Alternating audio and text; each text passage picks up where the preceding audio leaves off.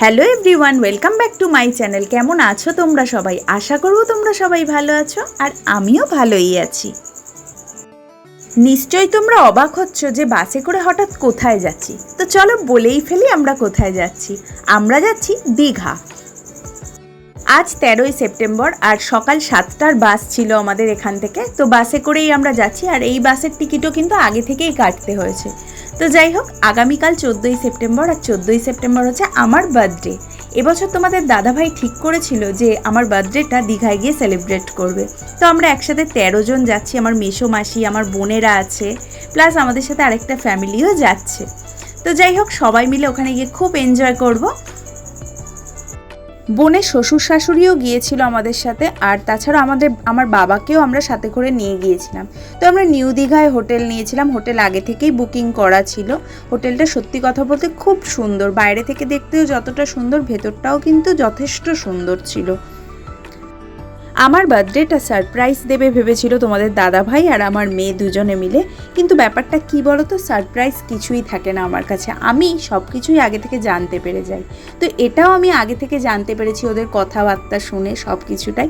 তো আর কিছুই সারপ্রাইজ রইল না। তবে প্রচণ্ড মজা করেছি আমরা, কি বলবো, যেহেতু আমি ভয়েস ওভারটা অনেকটা পরে দিচ্ছি।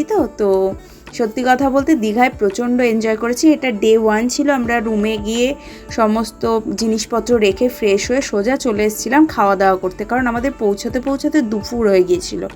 তারপর খাওয়া দাওয়া করে আমরা গিয়েছিলাম সমুদ্রের ধারে। আমরা যেই হোটেলটায় ছিলাম সেখানেই খাওয়া দাওয়ার ব্যবস্থা ছিল, কিন্তু যেহেতু আমরা প্রথম দিন ব্যাপারটা জানতাম না, তার জন্য বাইরের হোটেল থেকে খাওয়া দাওয়াটা করেছিলাম। তারপর খাওয়া দাওয়া করে আস্তে আস্তে সমুদ্রের দিকে যাচ্ছি। কয়েকজন নেমেছিল স্নান করতে, কিন্তু আমরা নামিনি, আমরা ওপরে বসেছিলাম। আর কি বলবো, বিকেল বিকেল হয়ে এসছে, সমুদ্রের পাড়টা এত ভালো লাগছিল, এত হাওয়া দিচ্ছিল, মানে কি বলবো, মন জুড়িয়ে যাচ্ছে পুরো।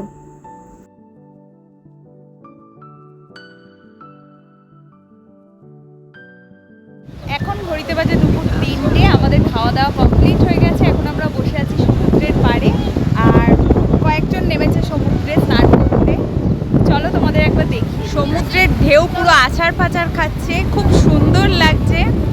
আর তোমাদের দাদা ভাই, আমার মেয়ে, তারপরে বোনের মেয়ে, বোনের শ্বশুর, তারপর আমাদের সাথে আরও কয়েকজন এসছে, তারা সবাই নেমেছে স্নান করতে।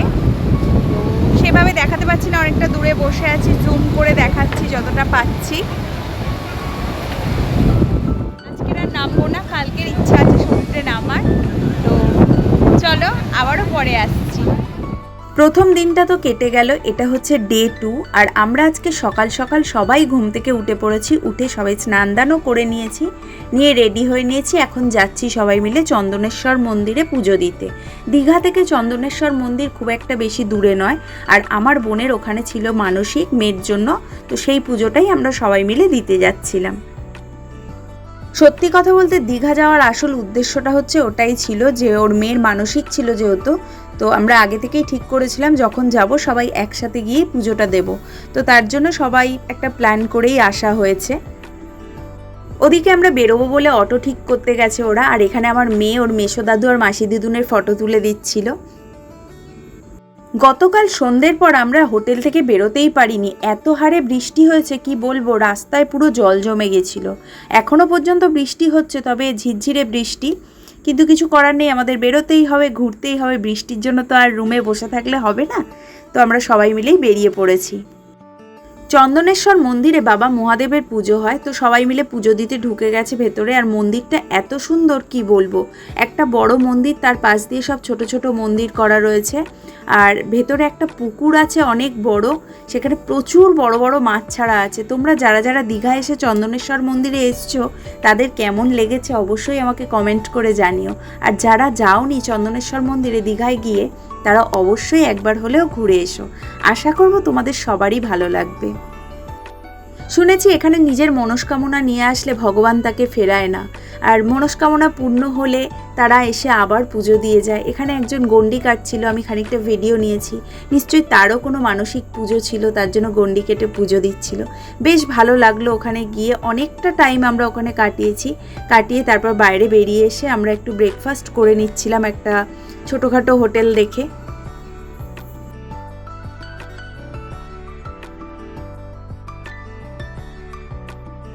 এখানে ব্রেকফাস্টটা সেরে নিয়ে আমরা যাব তালসারি, একটুখানি হেঁটে সামনেই তালসারি। তো তালসারির ভিউজটা খুব সুন্দর, তোমাদের সাথে শেয়ার করব। তো চলো দেখতে থাকো ভিডিওটা।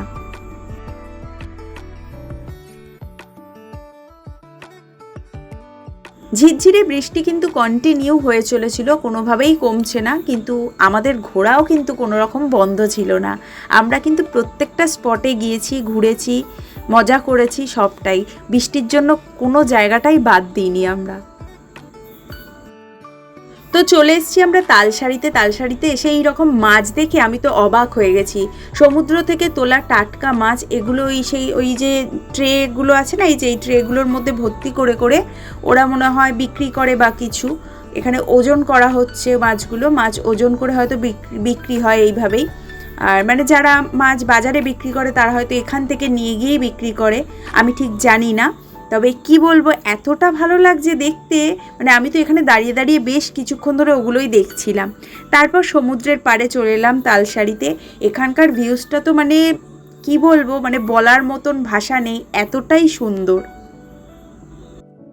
আমার জীবনের চাওয়াগুলো সব সময়ের জন্যই ছোট ছোট, কিন্তু যতটা আমি চাই তার থেকে অনেক গুণ বেশি কিন্তু ভগবান আমাকে দেয়।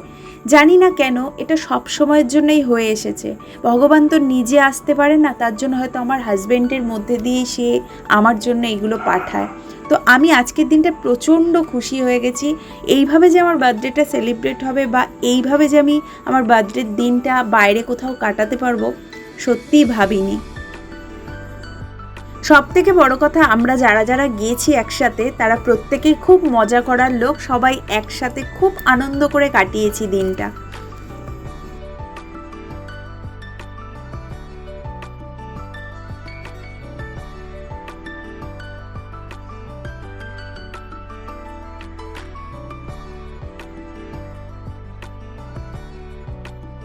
তালসারি থেকে বেরিয়ে আমরা চলে এসেছি আবারও একটা নতুন স্পটে, যেখানের নামটা সত্যি কথা বলতে আমার এই মুহূর্তে মনে পড়ছে না।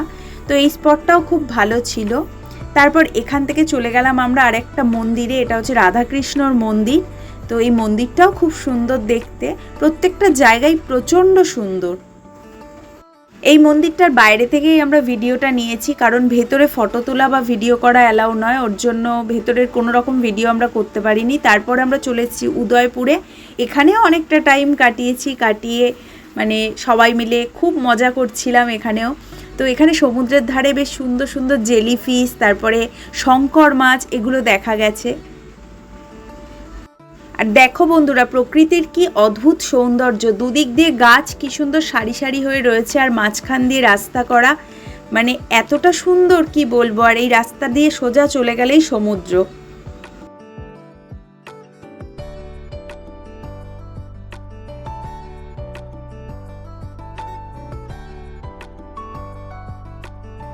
সমুদ্রের কোনো শেষ নেই, যেদিকেই তাকাও জল আর জল। সত্যি কথা বলতে এই একটা আলাদাই উপলব্ধি। এখানে সমুদ্রের পাড়ে বোল্ডার করা রয়েছে, যখন আর কি জোয়ার আসে এই বোল্ডারগুলো ছাপিয়ে জল চলে আসে ওপরে। ওরা সবাই সমুদ্রের পাড়ে নেমেছিল আর আমি ওপরটায় ছিলাম। সমুদ্রের পাড়ে বিভিন্ন রকমের মাছ উঠেছিল, যেমন ওই শঙ্কর মাছ, তারপরে জেলিফিশ, এইসবগুলো নিয়ে ওরা দেখছিল। আর ওই যে তোমাদের দাদাভাইয়ের হাতে একটা শঙ্কর মাছ, সত্যি কথা বলতে দারুণ লাগছিল। এখানে সব জেলিফিশ পড়ে রয়েছে, আর এটা হচ্ছে শঙ্কর মাছ, এরকম পাথরের ওপর পড়ে রয়েছে। আর এখানে সব থেকে বড় একটা জিনিস দেখো, প্রত্যেকে কি সুন্দর মাছ ধরার জন্য জালগুলোকে নিয়ে যাচ্ছে কাঁধে করে। দূর থেকে দেখলে মনে হবে যেন সে উঠ যাচ্ছে। আমার তো দারুণ লাগছিল, আমি ভিডিওটা সত্যি কথা বলতে না নিয়ে পারলাম না, এতটা অপূর্ব দেখতে লাগছে কি বলবো। তারপর সমস্ত ঘোরাঘুরি আজকের মতো কমপ্লিট করে আমরা হোটেলে চলে এসেছি। হোটেলে এসে লাঞ্চ করে নিচ্ছিলাম, আমরা যেই হোটেলে আছি সেই হোটেলেই লাঞ্চ করছি। গতকাল লাঞ্চটা আমরা বাইরে থেকে করে ভুল করেছিলাম, কারণ সেখানে খাবার দাবারটা খুব একটা ভালো ছিল না, কিন্তু এখানের খাবার সত্যি কথা বলতে দারুণ। লাঞ্চ করে ওরা সবাই যাবে সমুদ্রে স্নান করতে, যেহেতু সকালবেলা পুজো দিতে যাওয়া হয়েছিল তার জন্য সমুদ্রে স্নান করা হয়নি। তো আমরা যাব, কিন্তু সমুদ্রে নামবো না। সন্ধেবেলা আমার বার্থডে সেলিব্রেটের জন্য হোটেলে ওরা বলে রেখেছিল, ওরাই সমস্ত অ্যারেঞ্জমেন্ট করে দিয়েছিল। আর এখানে কেক নিয়ে এসেছিলো, কেক কাটা হয়েছে, সবাই মিলে প্রচুর আনন্দ করা হয়েছে, প্রচুর মজা করা হয়েছে। আর বাইরে থেকে বিরিয়ানি অর্ডার দিয়েছিল তোমাদের দাদাভাই, তো বিরিয়ানি ওরা হোটেলের মধ্যে এসেই পার্সেল দিয়ে গিয়েছিল। তো আমরা হোটেলের মধ্যে যেখানে খাওয়া দাওয়ার জায়গা রয়েছে সেখানেই সবাই মিলে খাওয়া দাওয়া করেছি, আনন্দ করেছি। তো আজকের বার্থডেটা এতটা স্পেশাল করে তুলবে সবাই মিলে আমি সত্যিই ভাবতে পারিনি। প্রচণ্ড আনন্দ মজা করে আজকের দিনটা আমরা কাটালাম, সারা জীবন মনে থাকবে আমার এই দিনটা। তো এটা ছিল ডে 3 দীঘাতে আমাদের 15 সেপ্টেম্বর। আর আজকেরই আমাদের সবার ট্রেনের টিকিট কাটা আছে, যদিও আমার বোনেদের ট্রেনের টিকিট সকাল 10:30টার আর আমাদের ট্রেনের টিকিট কাটা আছে সন্ধ্যে 6:30টার। তো বোনেদের টিকিটটা সকালে কাটার কারণ একটাই, যেহেতু ওরা অনেকটা দূরের রাস্তায় যাবে তার জন্য ওরা ঠিক টাইম মতো পৌঁছতে পারবে না। তো যাই হোক, বোনেরা ওর জন্য আর আমাদের সাথে বেরোয়নি, যেহেতু ওদের ট্রেন আছে। তো আমরা চলে এসেছিলাম মোহনায় মাছ কিনতে। তো এখানে বিভিন্ন রকম মাছ দেখে কোনটা ছেড়ে কোনটা নেব বুঝতেই পারছিলাম না। আর সত্যি কথা বলতে হয়তো দাম একই রকম, আমাদের এখানেও যেরকম দাম ওখানেও সেরকম দাম, কিন্তু মাছটা ওখানে পুরোপুরি টাটকা পাওয়া যায়। তো এই মাছ ওই মাছ দেখে থেকে আমরা কিন্তু নিয়ে নিয়েছিলাম একটা ইলিশ মাছ। তো ইলিশ মাছটা ওখান থেকে কাটিয়ে নিয়ে আমরা হোটেলে নিয়ে গিয়েছিলাম। হোটেলে নিয়ে গিয়ে ওখানেই রান্না করিয়েছিলাম দুপুরের লাঞ্চের জন্য। খুব খারাপ লাগছিল বোনেরা আমাদের সাথে আসতে পারলো না, কিন্তু কিছু করার নেই, ওদের যেহেতু ট্রেনের টাইম আছে তার জন্য ওদের তো বেরিয়ে যেতেই হবে। আর ওরা দুপুরবেলা লাঞ্চও করতে পারবে না, ওরা ওই দুপুরে ট্রেনেই যা খাওয়া দাওয়া করার করতে হবে। এখানে কিন্তু মাছ কিনে নিয়ে যাওয়ার জন্য বিভিন্ন রকমের পেটি পাওয়া যাচ্ছিল, পেটির মধ্যে বরফ দিয়ে ওরা মাছটা সুন্দরভাবে দিয়ে দেবে যাতে করে নষ্ট না হয়। কিন্তু আমরা যেহেতু রাতের বেলা আসবো বলে তোমাদের দাদাভাই মাছ কিনতে আর রাজি হলো না। আর সবথেকে বড় কথা, ওখানে যা দাম আমাদের এখানেও এসে একই রকম দাম, তার জন্য আর আমরা বাড়িতে নিয়ে আসার জন্য কোনো মাছ কিনিনি। ওখান থেকে মাছ কিনে ওখানেই খেয়ে এসেছি আমরা। এই ইলিশ মাছটার ওয়েট ছিল 1 কেজিরও বেশি। তো আমরা যে কজন ছিলাম সেই রকমভাবে পিস হিসাব করে কাটিয়ে নেওয়া হয়েছিল মাছটা।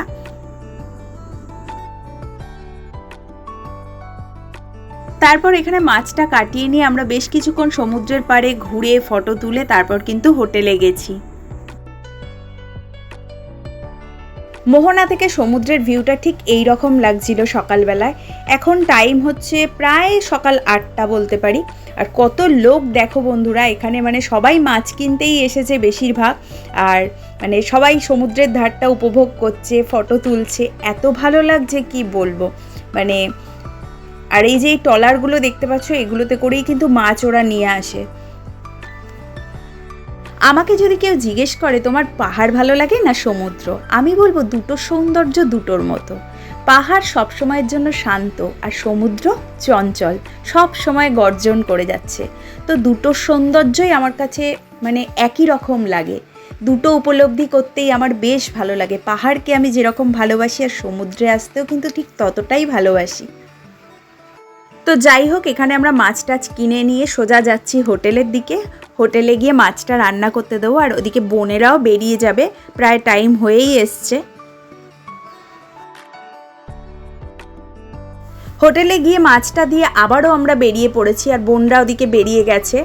আর বেরিয়ে পড়েছি বলতে আমরা যাচ্ছি শঙ্করপুর। শঙ্করপুর যাওয়ার কিন্তু আগে থেকে কোনো প্ল্যান ছিল না আমাদের, তো ভাবলাম হাতে যখন টাইম আছে তো ঘুরে আসাই যাক।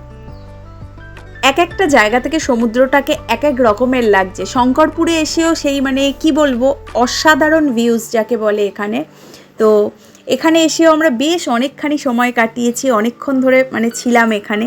এখানে যে কি সাংঘাতিক হাওয়া দিচ্ছিল কি বলবো তোমাদের, দমকা হাওয়া পুরো। আর তার মধ্যে ঝিরঝির করে বৃষ্টি তো হয়েই যাচ্ছে অবিরাম।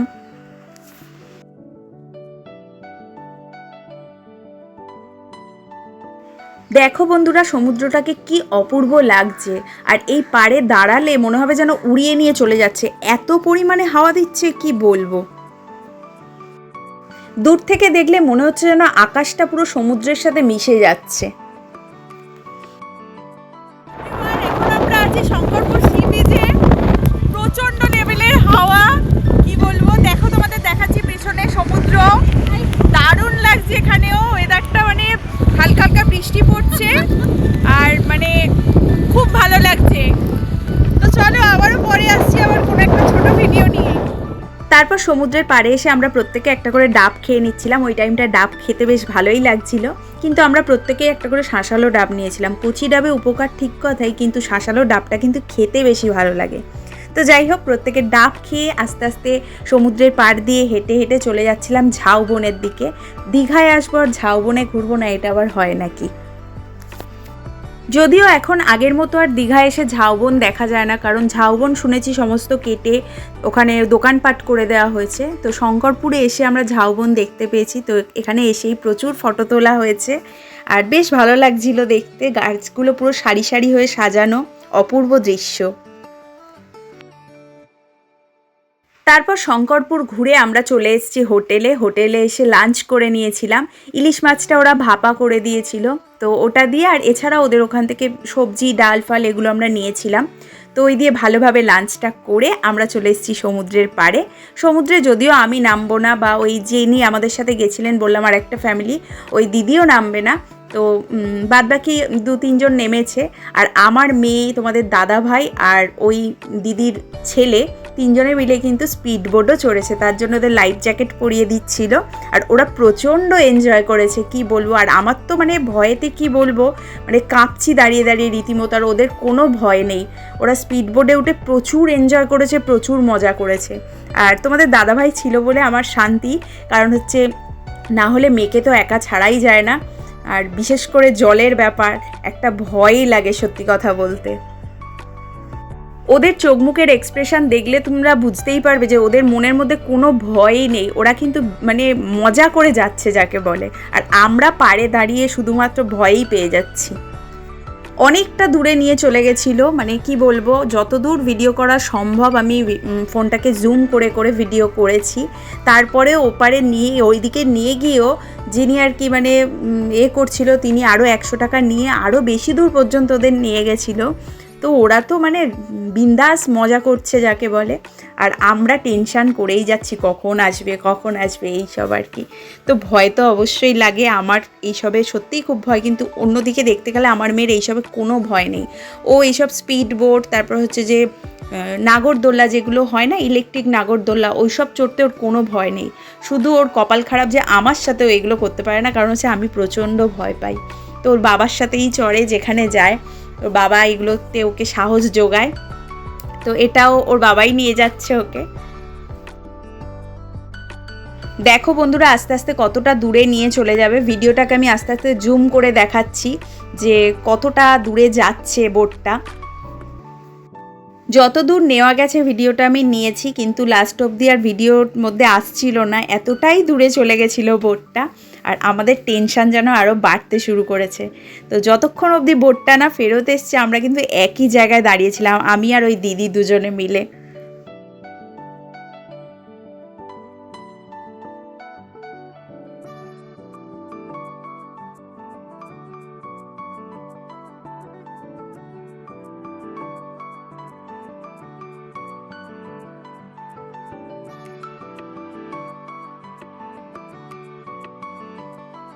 অবশেষে বোটটা ফেরত আসছে, ওরাও কাছাকাছি চলে এসছে, আর আমাদের মনে একটা অদ্ভুত শান্তি হচ্ছে। আর সত্যি কথা বলতে টেনশান মারাত্মক লেভেলের হচ্ছিল, যতই যা হোক অনেকটা দূরে নিয়ে চলে গেছিলো বোটটা, তার জন্য আর কি খুব টেনশান করছিলাম আমরা দাঁড়িয়ে দাঁড়িয়ে। আর ওদের মুখের এক্সপ্রেশন দেখলে তো তোমরা বুঝতেই পারছো ওরা কতটা এনজয় করেছে। তারপর সমুদ্র থেকে এসে সব কিছু গুছিয়ে গাছিয়ে নিয়ে আমরা ঠিক সন্ধ্যে 6টা নাগাদ বেরিয়ে পড়লাম দীঘা স্টেশনের উদ্দেশ্যে। আর হোটেল থেকে স্টেশন বলতে গেলে পায়ে হেঁটে গেলে 5 থেকে 7 মিনিট লাগবে। আমরা অটো করে নিয়েছিলাম, অটো করেই গিয়েছিলাম। আর এই হচ্ছে স্টেশনে এসে জানতে পারলাম ট্রেন প্রায় 1.5 ঘন্টা লেট। তো স্টেশনেই আমরা সময় কাটিয়েছি, আর কি করব, কিছু করার নেই। তারপরে 1.5 ঘন্টা পরে অবশেষে ট্রেন দিল। ও হ্যাঁ, তোমাদের তো একটা কথা বলাই হয়নি, আমার মেসোমাসি কিন্তু আমাদের সাথে ফেরেনি, ওরা আগামীকাল বাসে করে ফিরবে, তার জন্য ওরা এখন হোটেলেই আছে। আর আমরা আর ওই দিদিরা একসাথে ফিরেছি, দুটো ফ্যামিলি। তো যেহেতু ট্রেনটা লেট ছিল, তার জন্য হাওড়া স্টেশনে ঢুকতেও ট্রেনটা অনেকটাই লেট করেছিল। তারপর ওখান থেকে একটা বোলেরো গাড়ি করে নিয়েছিলাম, নিয়ে আমরা একসাথেই বাড়ি ফিরেছি। বাড়িতে যখন পৌঁছেছি তখন বাজে রাত্রি 2:15। তো যাই হোক, দীঘার ব্লগটা তোমাদের সাথে যতটা পেরেছি শেয়ার করেছি। তোমাদের কেমন লাগলো কমেন্ট করে অবশ্যই জানিও, ভালো লাগলে একটা লাইক করে দিও, আর চ্যানেলটাকে সাবস্ক্রাইব করতে ভুলো না।